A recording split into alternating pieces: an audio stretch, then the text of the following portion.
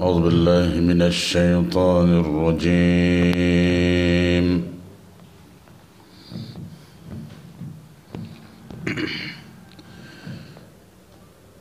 بسم الله الرحمن الرحيم.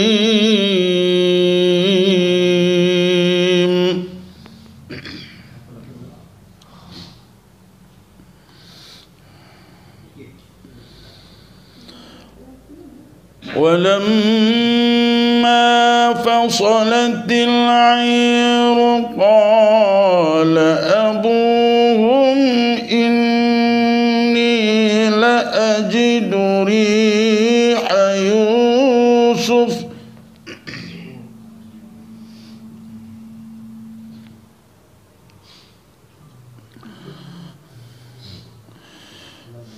قال أبوهم إني لأجد ريح يوسف لولا أن تفندون.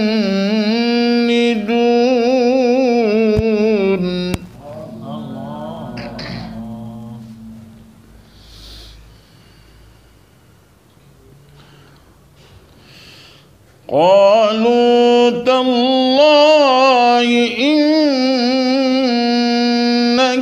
لفي ضلالك القديم.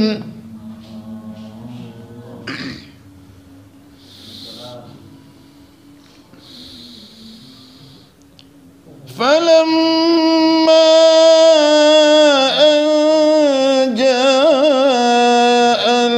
البشير ألقاه على وجهه فارتد بصيرا.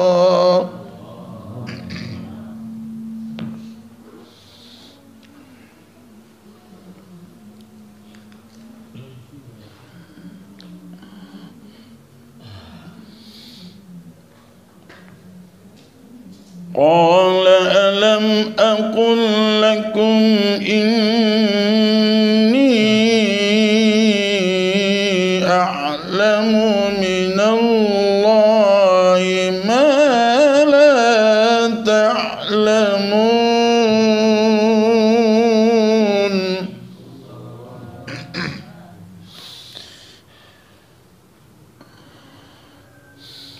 قالوا استغفر لنا ذنوبنا إنا كنا خاطئين.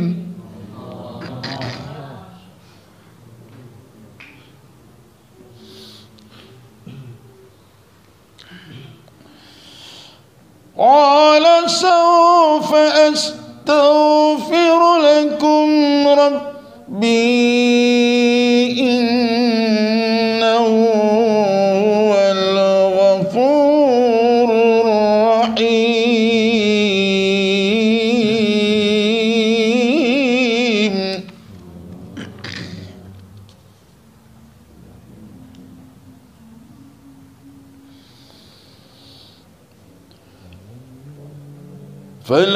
فلما دخلوا على يوسف آوى إليه أبويه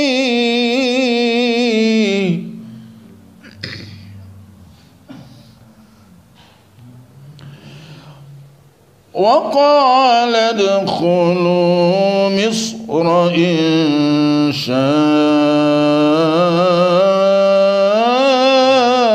الله آمنين.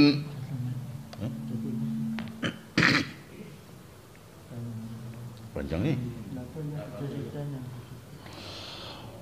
ورفع أبويه على العرش وخروا له سجدا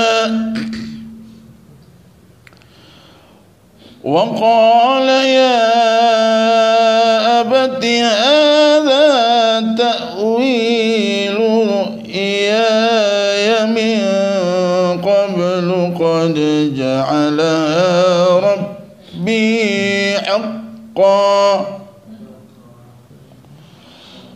وقد أحسن بي إذ أخرجني من السجن وجاء بكم من البدو من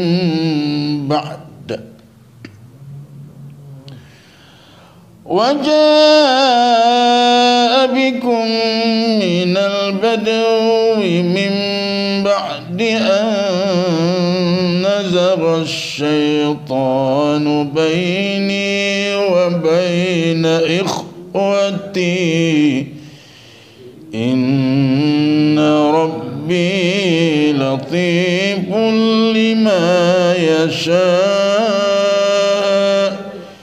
إنه هو العليم الحكيم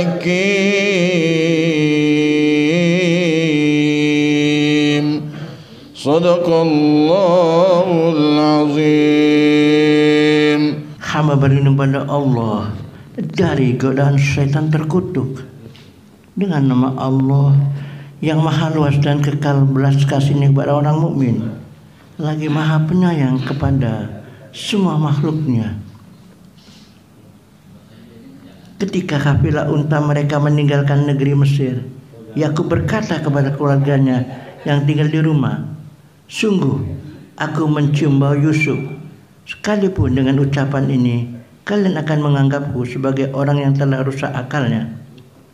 Mereka yang tinggal di rumah berkata kepada Yakub, "Demi Allah, engkau masih tetap kacau omongannya seperti saat kehilangan Yusuf dahulu." Maka tatkala kafilah anak-anak datang membawa berita gembira dan menyodorkan gamis Yusuf ke hadapan bapaknya, maka mata Yakub kembali dapat melihat. Yakub berkata kepada anak-anaknya, "Bukankah aku telah berkata kepada kalian sebelumnya bahwa aku mencium bau Yusuf? Sesungguhnya aku mengetahui hal itu dari Allah, sedangkan kalian tidak tahu." Anak-anak Yakub berkata, "Wahai bapak kami, ampunilah semua kesalahan kami. Sungguh kami dahulu adalah orang-orang yang berbuat salah." Yakub berkata, "Aku akan memintakan ampun kalian kepada Tuhan kalian. Sungguh Dia adalah Tuhan yang Maha Mengampun, lagi Maha Belas Kasih kepada semua makhluknya." Tatkala mereka datang kepada Yusuf, maka Yusuf memasukkan ibu bapaknya ke dalam istananya. Lalu Yusuf berkata, "Silakan masuk ke negeri ke Mesir dengan aman, insya Allah." Yusuf menaikkan ibu bapaknya ke duduk di atas singgasana dan mereka semua sujud kepada Yusuf sebagai tanda hormat. Yusuf berkata, "Bapakku, sayang, inilah tafsir dari mimpiku dahulu. Allah telah menjadikan mimpi itu sesuatu kenyataan dan Allah telah berbuat baik kepadaku karena telah melepaskanku dari penjara dan mendatangkan kalian kemari dari negeri kalian setelah setahun setelah setan menanamkan rasa permusuhan antara saudara-saudaraku dengan diriku sedahulu. Sungguh Tuhanku maha luas dan dalam mengatur tindakan yang telah dikehendakinya. Sesungguhnya Dia maha mengetahui lagi maha bijaksana." Maha benar Allah dengan segala firman-Nya. أعوذ بالله من الشيطان الرجيم بسم الله الرحمن الرحيم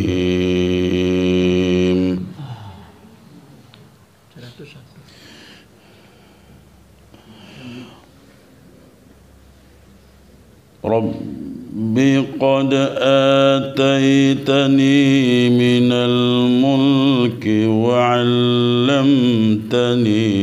من تأويل الأحاديث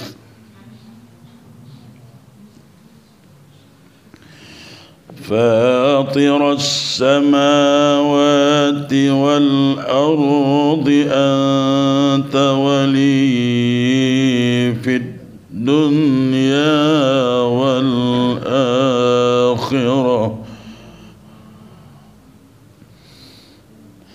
توفني مسلما وألحقني بالصالحين.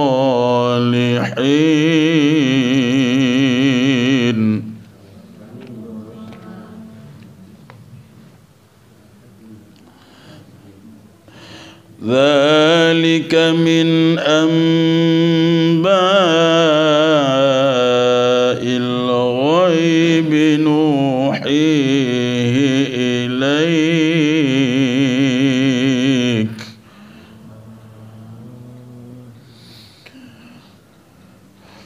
وما كنت لديهم إذ أجمعوا أمرهم وهم يمكرون.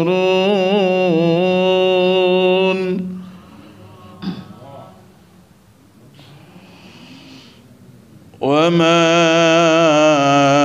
أكثر الناس ولو حرصت بمؤمنين.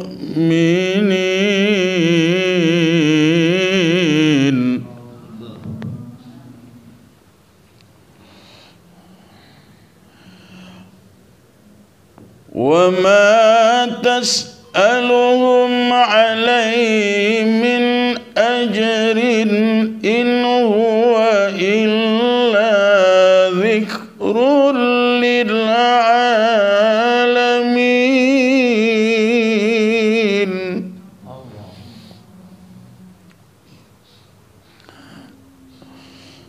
وكأي من آية في السماوات والأرض يمرون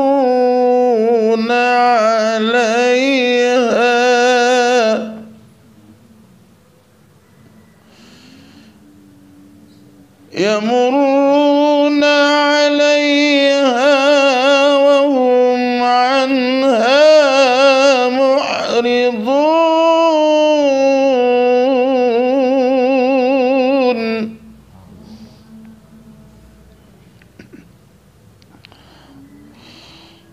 وما يؤمن أكثرهم بالله إلا وهم مشركون.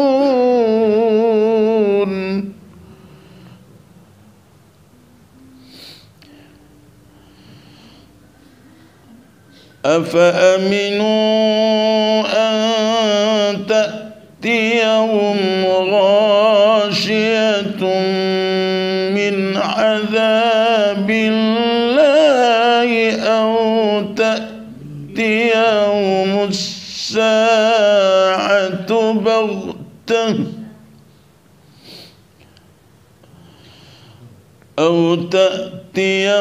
الساعة بغتة وهم لا يشعرون.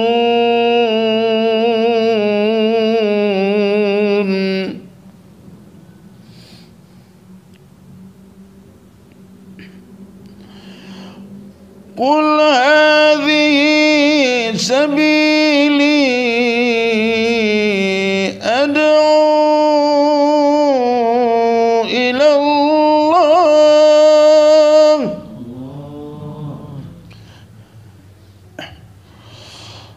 على بصيرة أنا ومن اتبعني وسبحان الله وما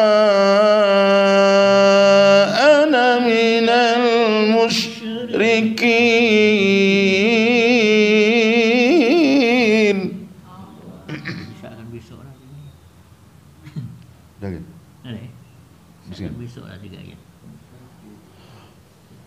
وسبحان الله وما أنا من المشركين.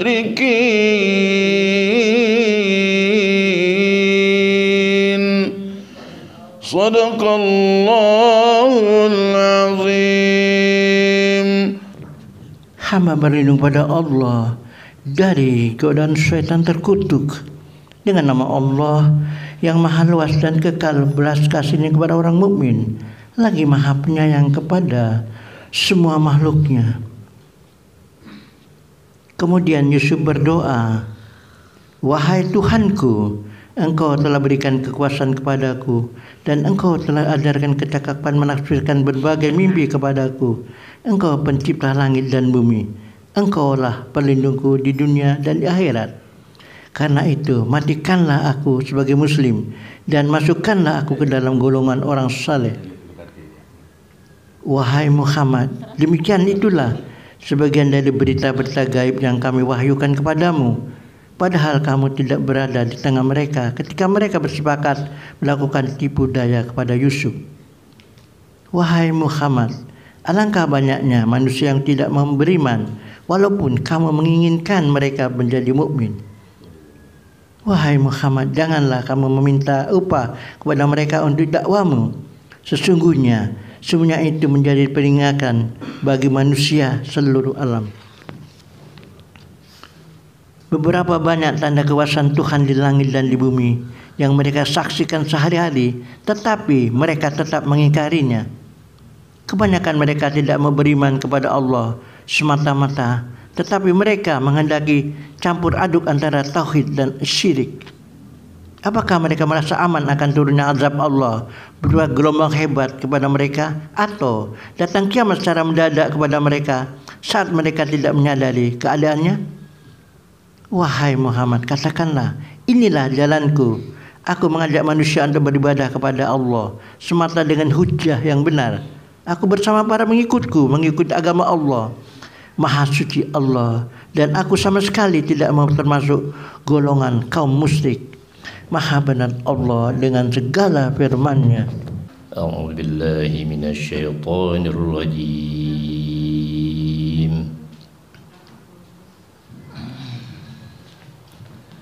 Bismillahirrahmanirrahim.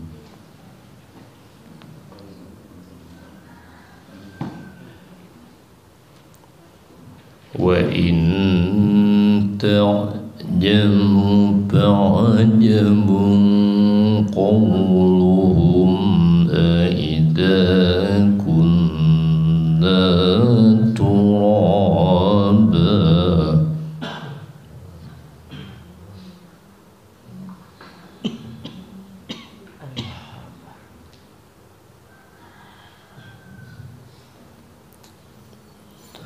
أَإِذَا كُنَّا تُرَابًا أَإِنَّا لَفِي خَلْقٍ جَدِيدٍ.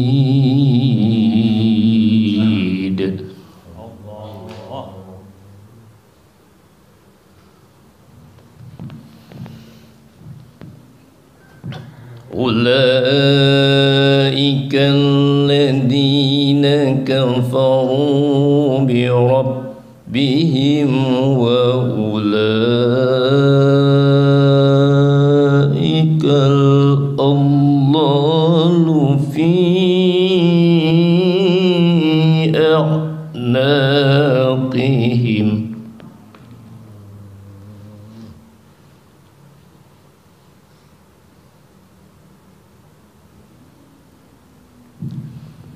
وأولئك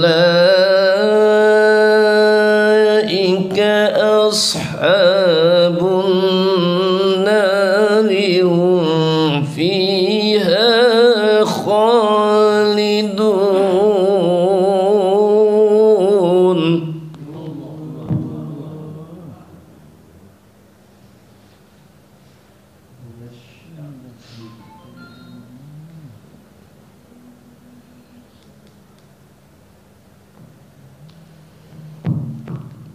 ويستعجلونك ويبدأونك بالسيئة قبل الحسنة وقد خلت من قبلهم المثلات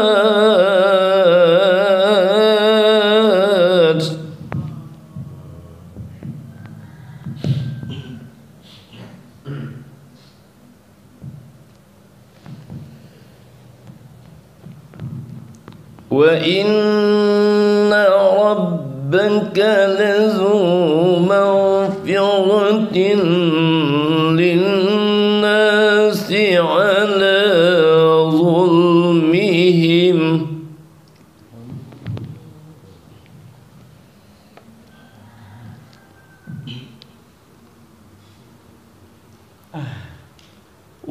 وإنك ربك لشديد العقاب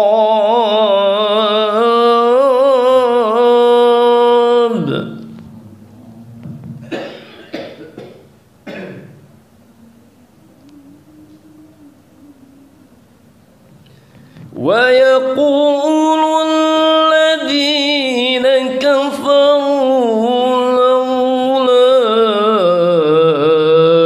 أنزل عليه آية من ربه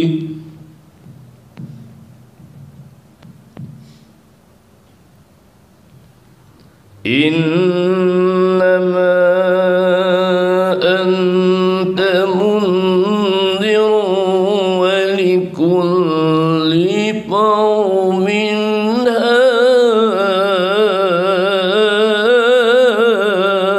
هاد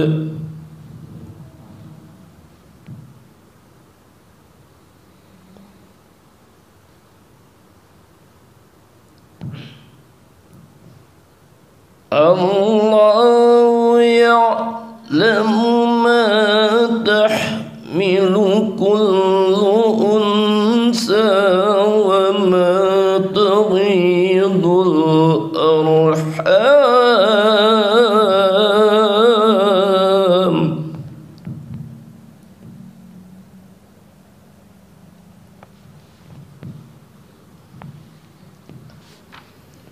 وما تغيض الأرحام وما تزداد وكل شيء عنده بمقدار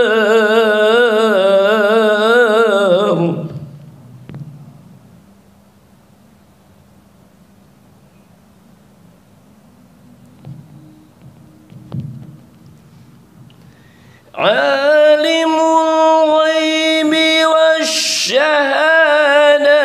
الكبير المتعال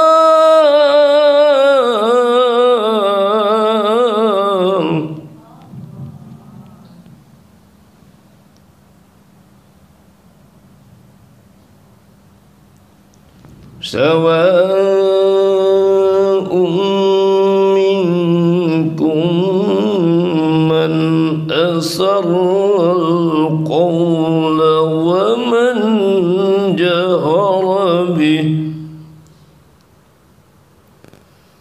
ومن هو مستخف بالليل وسارب بالنهار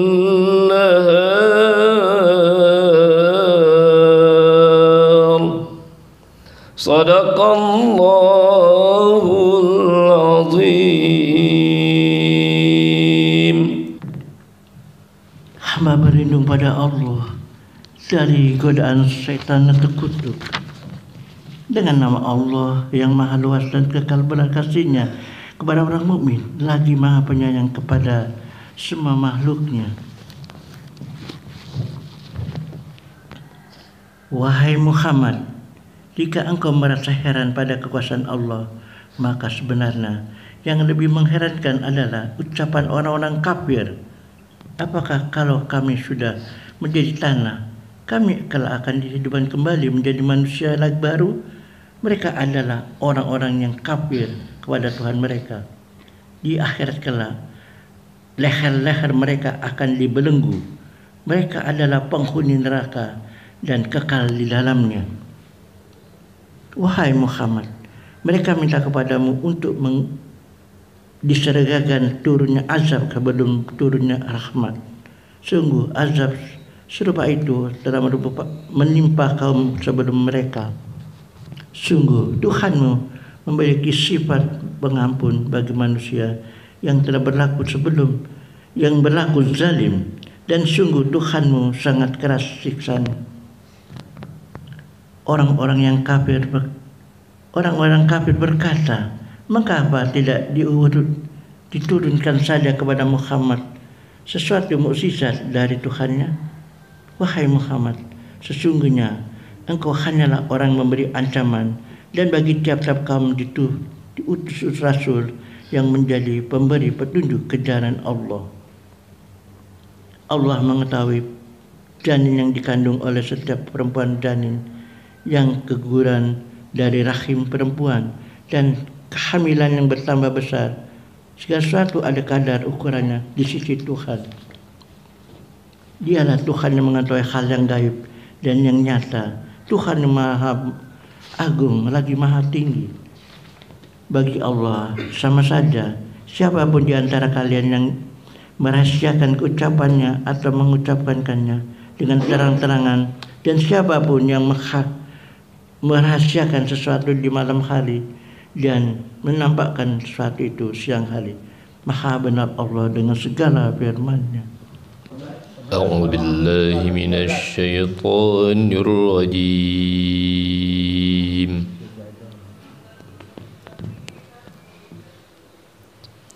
بسم الله الرحمن الرحيم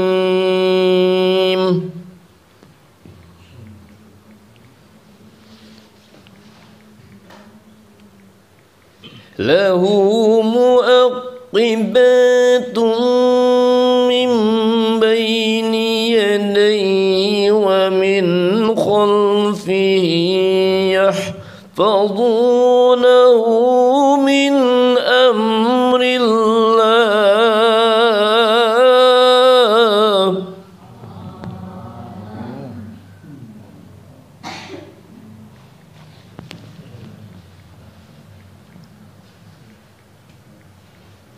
إن الله لا يغير ما بقوم حتى يغيروا ما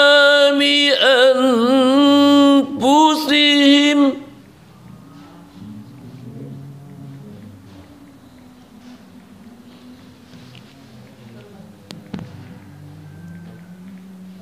وإذا أراد الله بقوم سوءا فلا مرد له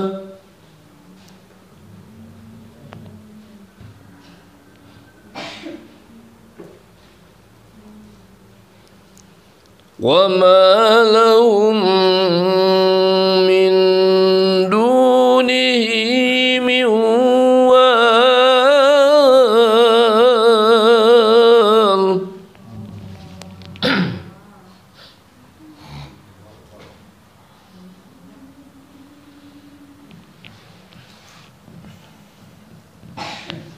هو الذي يريكم البرق خوفا وطمعا وينشئ السحاب الثقال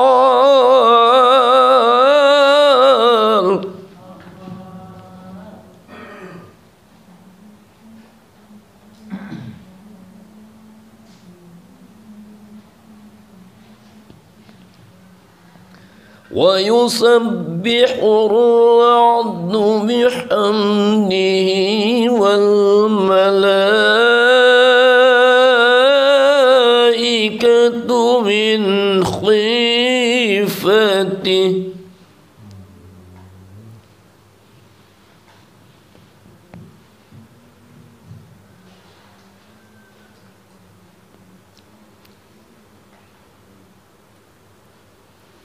ويرسل الصواعق فيصيب بها من يشاء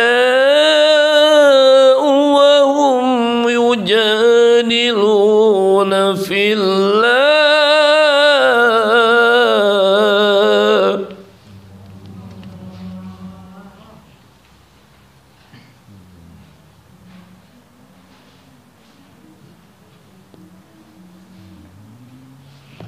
وهو شديد المحال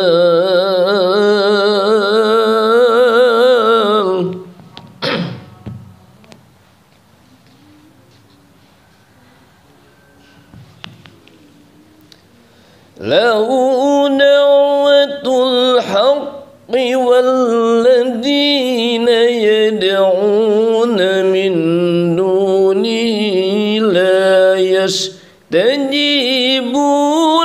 لهم بشيء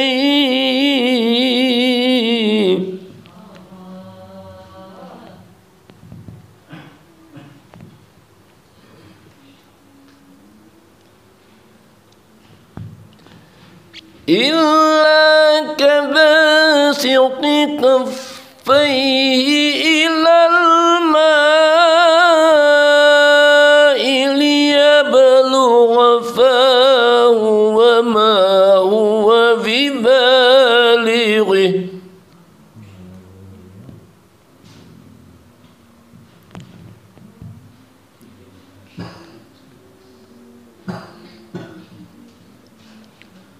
وما دعاء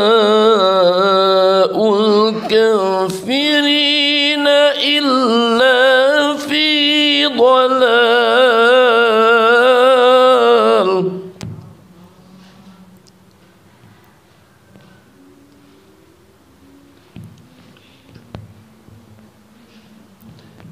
ولله يسجد من في السماوات والأرض طوعا وكرها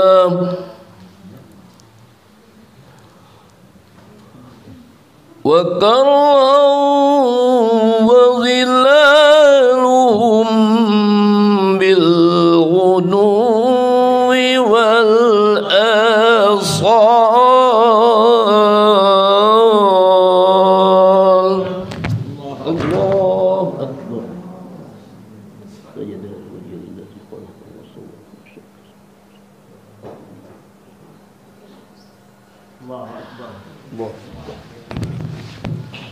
Sadaqallahul azim. Hamba berlindung pada Allah dari godaan setan terkutuk dengan nama Allah yang maha luas dan kekal berasasinya kepada orang mukmin, lagi maha penyayang kepada semua makhluknya. Allah memiliki malaikat yang senantiasa mengawal manusia dari depan dan dari belakangnya. Para malaikat mengawasi perbuatan manusia atas perintah Allah. Sesungguhnya Allah tidak akan mencabut nikmat yang diberikan kepada suatu kaum kecuali kaum itu merusaknya sendiri dengan cara berbuat dosa. Apabila Allah menghendaki mengazab sesuatu kaum, maka tidak akan ada yang dapat merintanginya, dan mereka tidak mempunyai penolong selain Dia. Dialah Tuhan yang memperlihatkan kilat kepada kalian, yang menimbulkan rasa takut dan harap, dan Tuhan yang menciptakan awan yang membawa butir-butir air hujan yang berat. Petir tunduk kepada Allah dengan mentaati perintahnya, dan para malaikat selalu takut kepadanya. Dia mengirimkan petir lalu menimpa siapa saja yang Allah kehendaki. Namun orang-orang kafir selalu membantah agama Allah. Sesungguhnya Allah itu sangat keras siksanya. Allah lah yang memiliki ajakan kepada kalimat tauhid. Orang-orang yang memohon kepada Tuhan selain Allah, maka Tuhan-Tuhan itu tidak dapat mengabulkan suatu pun bagi orang yang memohon. Mereka ibarat orang yang mengambil air dengan kedua tangannya. Ketika air itu akan dimasukkan ke dalam mulutnya, ternyata air yang ditanggungnya di tangannya telah habis karena bocor. Sesungguhnya permohonan orang kafir kepada Tuhan-Tuhan mereka sia-sia belaka. Segala yang ada di langit dan di bumi tunduk semata-mata kepada Allah. Ada yang dengan sukarela dan ada yang terpaksa. Begitu juga bayang-bayangnya tunduk di waktu pagi dan sore hari. Maha benar Allah dengan segala firman-Nya. A'udzu billahi minasy syaithanir rajim. Bismillahirrahmanirrahim.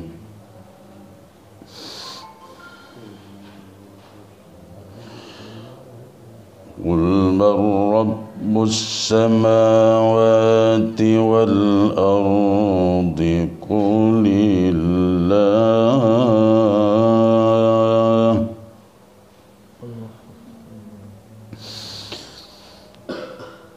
Qul afattakhadhtum min dunihi awliya'a la yamlikuna li anfusihim naf'an wala darra.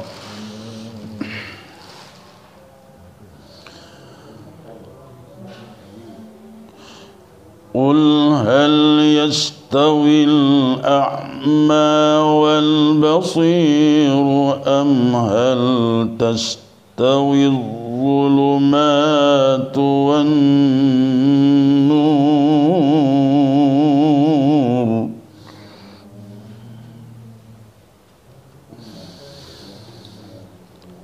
Am ja'alu lillahi syuraka'a khalaqu ka khalqihi fatashabaha al-khalqu 'alayhim.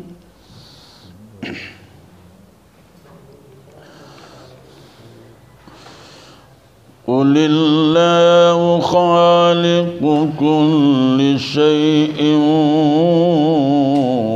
wa huwal wahidul qahhar.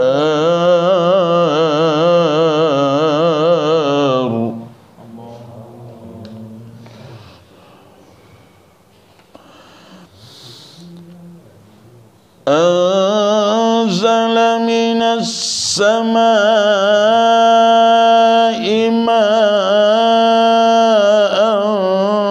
fasalat awdiyatun biqadriha fahtamala as-sailu zabadar rabiya.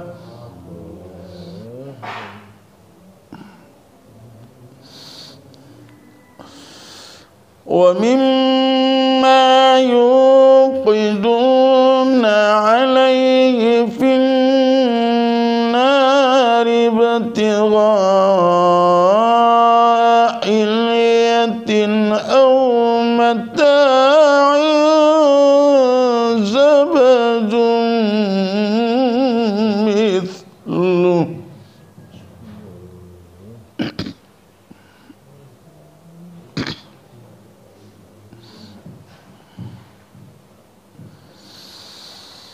Kadzalika yadribu Allahu al-haqqa wal batil.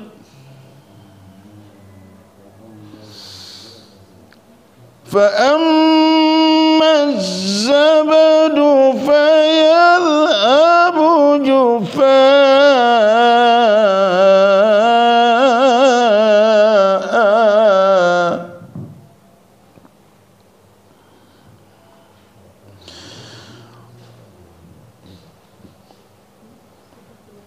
wa amma ma yanfa'un nasa fayamkuthu fil ard.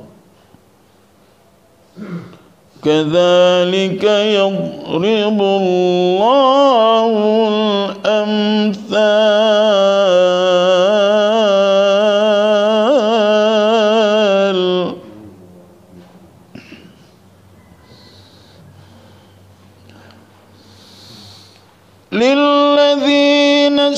استجابوا لربهم الحسنى والذين لم يستجيبوا له لو أن لهم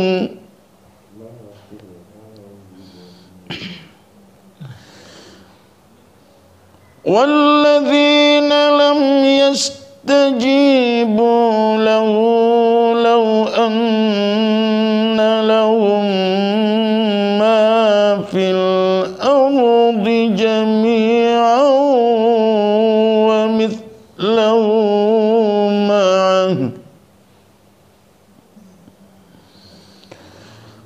ومثله معه لافتدوا به أولئك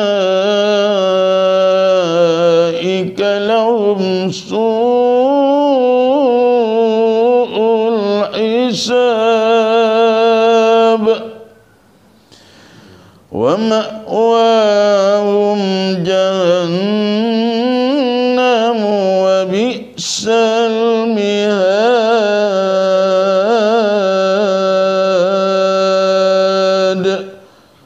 صدق الله العظيم. Hamba berlindung pada Allah dari godaan setan terkutuk dengan nama Allah yang maha luas dan kekal, belas kasihnya kepada orang mukmin, lagi maha penyayang kepada semua makhluknya. Wahai Muhammad, katakanlah, siapakah penguasa langit dan bumi? Jawab mereka, Allah. Katakanlah, mengapa kalian menjadikan tuhan-tuhan selain Allah sebagai sesembahan? Padahal tuhan-tuhan itu sama sekali tidak mampu memberikan manfaat atau menimpakan kerugian kepada diri mereka sendiri. Katakanlah, apakah sama orang yang buta dengan orang yang melihat? Atau apakah sama kegelapan dengan cahaya? Atau apakah mereka yang menjual tuhan-tuhan selain Allah menganggap bahwa tuhan-tuhan itu dapat menciptakan sesuatu seperti Allah menciptakan makhluknya? Sungguh, mereka sangat tidak paham tentang ciptaan Allah.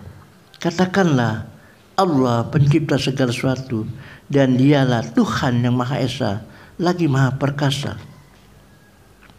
Allah telah menurunkan air hujan dari langit, lalu air itu mengalir di lembah-lembah sesuai ketetapannya. Lalu bagian atas dari air yang mengalir itu ada buih. Logam-logam dilebur dengan api untuk membuat perhiasan atau peralatan-peralatan lain. Bagian atasnya ada buih seperti bagian atas air yang mengalir. Demikianlah Allah memberikan perumpamaan antara yang benar dengan yang batil. Adapun buih, dia akan lenyap tanpa bekas, sedangkan segala sesuatu yang bermanfaat akan tetap berada di muka bumi. Demikianlah Allah memberikan perumpamaan-perumpamaannya kepada manusia. Bagi orang-orang yang mentaati seruan Tuhan mereka, mereka akan mendapatkan balasan kebahagiaan.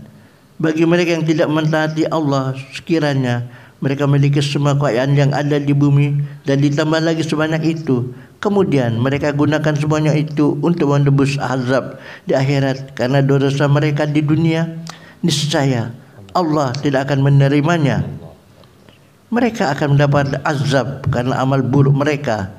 Tempat tinggal mereka adalah Jahannam, seburuk-buruk tempat tinggal. Maha benar Allah dengan segala firman. A'udzu billahi minasy syaithanir rajim. Bismillahirrahmanirrahim.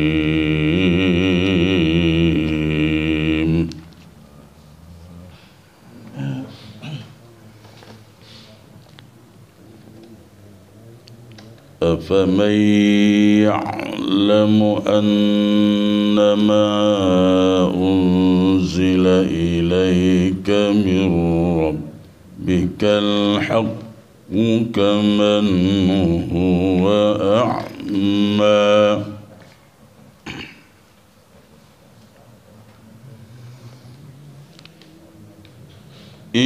إنما يتذكر أولو الألباب الألباب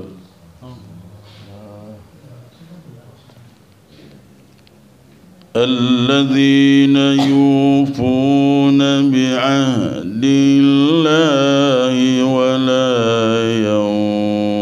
ينقضون الميثاق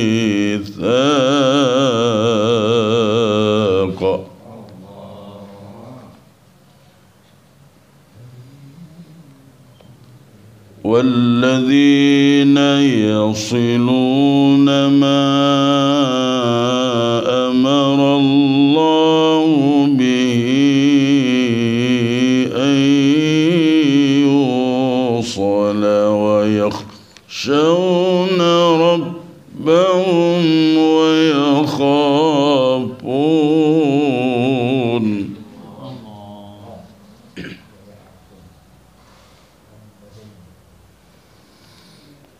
ويخشون ربهم ويخافون سوء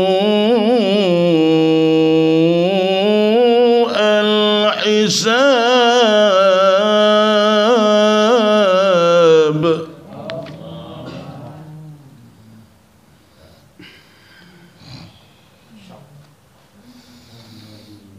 والذين صبروا ابتغاء وجه ربهم وأقاموا الصلاة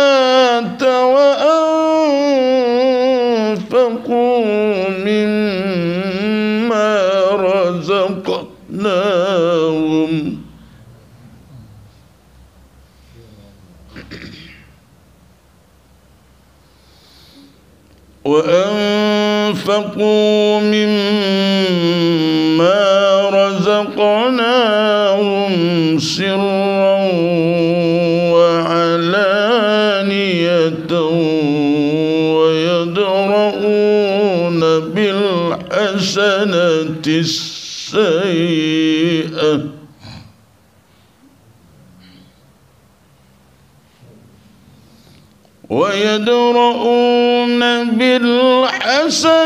السيئة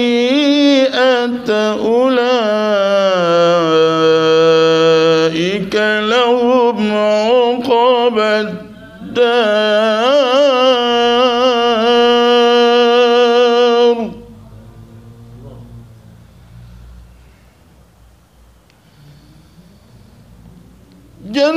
جنات عدن يدخلونها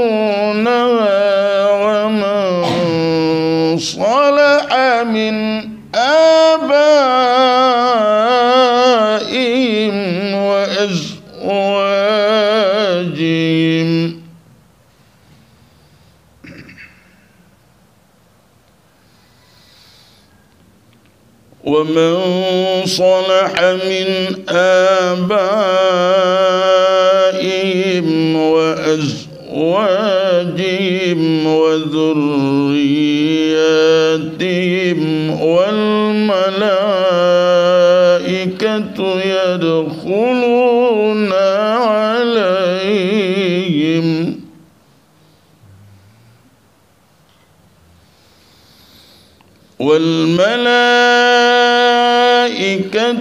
يدخلون عليهم من كل باب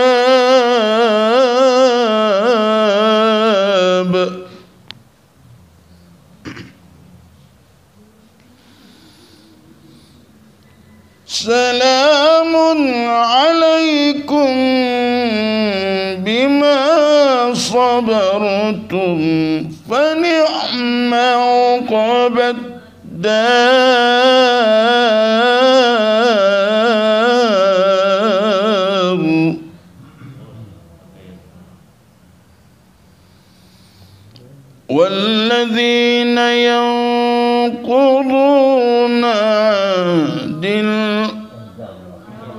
والذين ينقضون عهد الله من بعد ميثاقه ويقطعون ما أمر الله به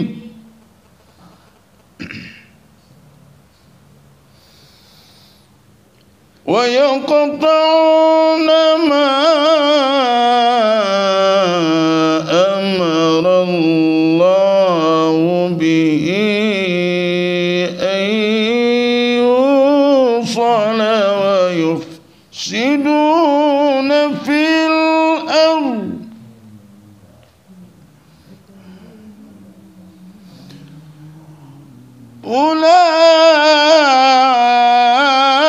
أولئك لهم اللعنة ولهم سوء الدار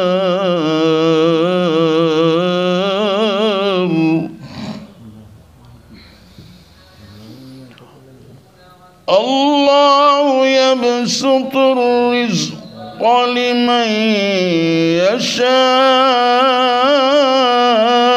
يشاء ويقدر وفرحوا بالحياة الدنيا وما الحياة الدنيا في الآخرة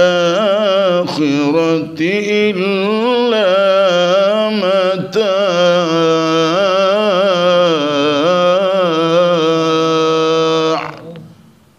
صدق الله العظيم اللهم صل وسلم وزد وبارك على رسول الله وآله الأطهار على رسول الله وصحبه الأخيار. Hamba berlindung pada Allah dari godaan setan terkutuk dengan nama Allah yang maha luas dan kekal belas kasihnya kepada orang mukmin, lagi maha penyayang kepada semua makhluknya. Wahai Muhammad, apakah sama orang yang mengerti tentang kebenaran yang diturunkan kepadamu dari Tuhanmu dengan orang yang buta terhadap kebenaran? Sesungguhnya hanya orang-orang yang memiliki akal sehat yang memperhatikan perbedaan itu, yaitu orang-orang yang mau menyempurnakan janjinya kepada Allah dan tidak merusak perjanjian itu. Orang-orang yang mau menyambung tali silaturahmi yang Allah perintahkan kepada mereka, mereka yang takut kepada Tuhan mereka dan takut akan balasan yang buruk di akhirat atas perbuatan mereka di dunia. Orang-orang yang bersabar mencari keridhaan Tuhan mereka, mereka melaksanakan sholat, mengeluarkan zakat secara sembunyi-sembunyi atau terang-terangan dari sebagian rezeki yang kami berikan kepada mereka, dan mereka membalas perbuatan buruk dengan perbuatan baik. Mereka itu akan mendapatkan balasan yang baik kelak di akhirat, yaitu surga-surga Aden. Mereka akan masuki surga itu bersama nenek moyang mereka yang saleh, istri-istri mereka dan anak keturunan mereka. Malaikat masuk ke tempat mereka dari setiap pintu. Para malaikat mengucapkan, salam sejahtera bagi kalian karena kesabaran yang telah kalian lakukan di dunia, dan sungguh bagi kalian balasan yang baik di akhirat. Orang-orang yang telah melanggar janjinya kepada Allah setelah mereka sepakati dan memutuskan silaturahmi yang Allah ceritakan kepada mereka untuk menyambungnya, serta berbuat dosa, permusuhan dan kezaliman di muka bumi, mereka mendapatkan kutukan Allah dan mereka akan mendapatkan balasan yang buruk di akhirat. Allah lah yang melapangkan rezeki bagi siapa yang dikehendakinya dan menyempitkannya. Mereka bergembira dengan kehidupan dunia, padahal kehidupan dunia hanyalah kesenangan yang sangat remeh dibanding kesenangan akhirat. Maha benar Allah dengan segala firman-Nya. Ya